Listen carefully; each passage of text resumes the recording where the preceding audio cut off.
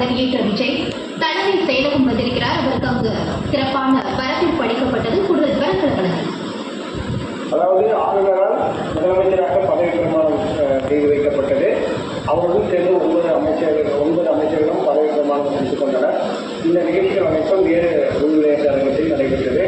இந்த நிகழ்ச்சி நேரு உள் விளையாட்டு அரங்கத்திலிருந்து கான்வாய் புடைசூழ முதலமைச்சர் விஜய் அவர்கள் நேரடியாக தலைமைச் செயலகம் சென்றிருக்கிறார்.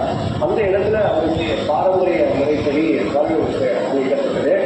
இந்நிலையில் அவர் முதலமைச்சர் அறைக்கு சென்று அவர் முதலமைச்சர் நாற்காலியில் அமர்கிற அந்த காட்சியை நாம் துறையில் பார்க்க முடிகிறது. ஜார்ஜ் கோட்டையில் முதலமைச்சர் அறையில்